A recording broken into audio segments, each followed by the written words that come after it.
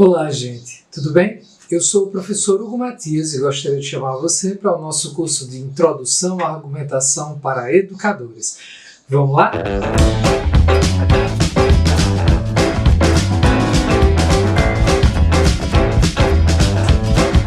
Olá, gente, tudo bem? Estamos aqui para mais uma aula do nosso curso de Introdução à Argumentação para Educadores. Dessa vez, nós vamos falar sobre os problemas de raciocínio e inferência, ok? Vamos lá?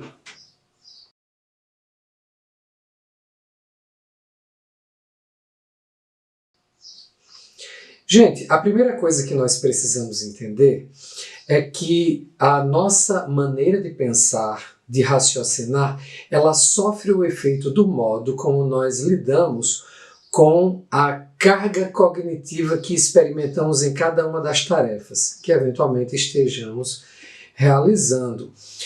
Pensar para argumentar é uma tarefa cognitivamente exigente. Então, essa carga cognitiva, ela vai afetar o nosso pensamento em várias dimensões. A psicologia do pensamento, por exemplo, investiga o efeito disso sobre o modo como nós fazemos julgamentos, isto é, o modo como a gente avalia a probabilidade em situações em que a informação não é completa. Ela estuda também o modo como nós tomamos decisões, ou seja, como nós selecionamos entre opções, quaisquer que sejam, com um propósito definido. A gente geralmente usa o julgamento para tomar decisões. E é claro que o modo como a gente lida com a carga cognitiva vai afetar os diversos tipos de raciocínio e inferência que a gente faz. Então, como é que a gente lida com essa carga cognitiva? A nossa tendência é tentar minimizar o esforço cognitivo. Isso implica, por exemplo, dedicar menos atenção do que seria necessário para processar uma determinada informação ou mesmo ignorar uma parte relevante de informação, enfim, coisas desse tipo. Então isso produz um efeito do nosso julgamento e isso significa que geralmente nós buscamos certas estratégias para julgar e para pensar.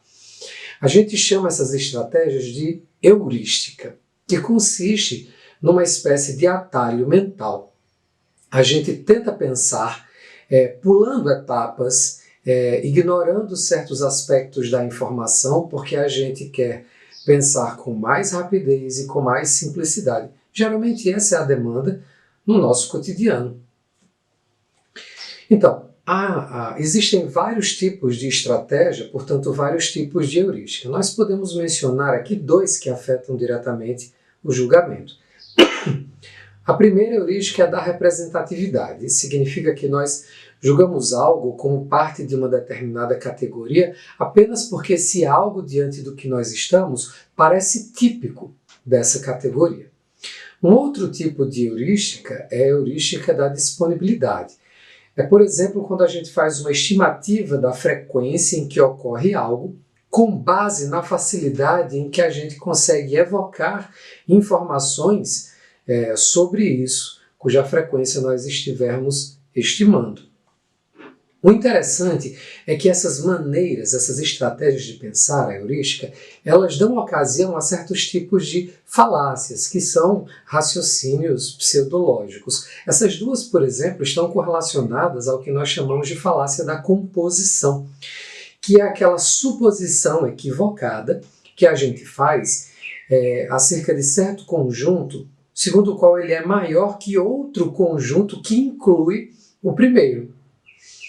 Talvez um exemplo possa nos ajudar a esclarecer essa questão. Pense sobre a seguinte pergunta.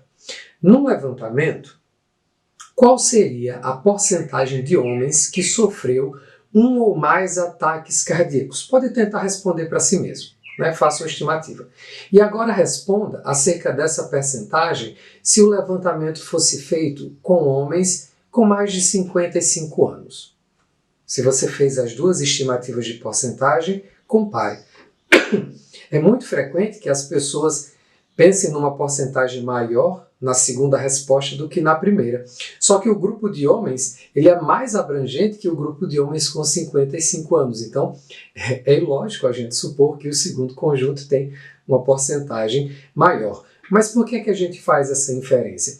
Os homens com mais de 55 anos nos parecem mais representativos do grupo de pessoas que sofrem ataque cardíaco. Então, isso vai ocupar um espaço maior na nossa mente, no nosso julgamento, por assim dizer. A gente vai estimar uma maior probabilidade.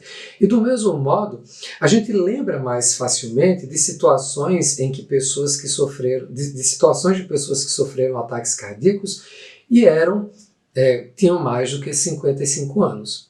Aí está a heurística da disponibilidade, a da representatividade e a da disponibilidade, nos levando à falácia da composição. Olha, esses problemas de raciocínio induzidos pelos nossos processos mentais, eles afetam também o raciocínio dedutivo. Por exemplo, o raciocínio que nós definimos anteriormente como silogismo categórico. O silogismo categórico, quando a gente avalia, a gente julga a sua validade, a gente não deveria levar em consideração o conteúdo das proposições que o compõem. Mas no dia a dia, por efeito do modo como nós pensamos, dos processos mentais em jogo, a gente faz isso. Foi disso que nós falamos quando mencionamos um viés de pensamento, que é o viés de crença. Segundo o viés de crença, a plausibilidade do conteúdo das proposições de um silogismo afeta o modo como nós julgamos a sua validade. Quanto mais plausíveis nos parecem as proposições, maior a nossa tendência a julgar como válido, independente de ele ser válido ou não. Aliás, quanto mais plausível é o conteúdo das proposições, menos tempo a gente gasta para processar. E quanto menos plausível, mais tempo a gente gasta para processar. Isso é um dado interessante. Um outro viés é o viés de confirmação. Segundo esse viés de confirmação, sempre que a gente supuser que as proposições são verdadeiras, o conteúdo é verdadeiro, isso também vai afetar o modo como a gente julga a validade de um silogismo. Mais uma vez, não deveria, mas afeta. Então vamos para mais um exemplo. Pense sobre esse silogismo. Alguns pediatras não são especialistas em cirurgia, assim como alguns clínicos gerais não são pediatras, porque alguns clínicos gerais não são especialistas em cirurgia. Isso é um silogismo. O interessante é que, se você notar bem, todas as proposições são verdadeiras. Mas o raciocínio é inválido, porque é sempre inválido inferir qualquer coisa que seja de duas negações. E é o que a gente tem nesse silogismo. Mesmo assim, pode ter ocorrido a alguém que esse raciocínio seja válido. E essa suposição, essa percepção de que é válido, é efeito do viés de confirmação. Outra coisa que a gente pode discutir é o raciocínio condicional. Ele também sofre efeito dos processos mentais que nós estamos discutindo. Então, pensemos sobre o raciocínio condicional, que é aquela inferência do tipo se, então. Nós vimos que tem duas formas válidas, o modus ponens e o modus tollens. No modus ponens, eu digo se P, então que. E aí afirmo P para concluir que. A maioria das pessoas faz inferências válidas dentro dessa forma do raciocínio condicional. O modo tollens consiste no seguinte: eu digo se P, então que. Ora, não que eu nego o consequente. Eu posso, então, inferir a negação do antecedente, não P. A maior parte das pessoas, e talvez você que esteja assistindo, já tenha uma dificuldade maior em raciocinar em cima dessa forma do raciocínio condicional. E a imensa maioria das pessoas aceita formas inválidas desse raciocínio. Falácias, portanto, a falácia da afirmação do consequente ou a falácia da negação do antecedente. Isso se deve, por exemplo, ao fato de que a maior parte das pessoas dão sentido impreciso às relações condicionais, que devem ter um sentido lógico preciso. A maior parte das pessoas avalia o conteúdo das proposições que compõem esses raciocínios a partir do seu conhecimento prévio, o que também é equivocado. E a maior parte das pessoas usa algumas estratégias. Por exemplo, faz estimativas intuitivas e probabilísticas acerca de como seria a melhor inferência e tentam testar as inferências com o uso de contra-exemplos. Mais uma vez, vamos tentar entender a partir de um exemplo. Pense da seguinte maneira: Se uma pedra, esse é o primeiro raciocínio, se uma pedra for lançada em uma janela, então ela se quebrará. Ora, uma janela está quebrada. Portanto, uma pedra foi lançada na janela. Esse é o primeiro raciocínio. O segundo, se um dedo for cortado, então ele sangrará. Ora, um dedo está sangrando. Portanto, o dedo foi cortado. Se eu pedir para vocês pensarem qual dos dois raciocínios é válido e qual é inválido. Pensou? Veja, os dois são inválidos. E a gente tem uma propensão maior a aceitar, a perceber que é inválido o segundo e não o primeiro. Os dois são inválidos, mas a gente tende a perceber a invalidade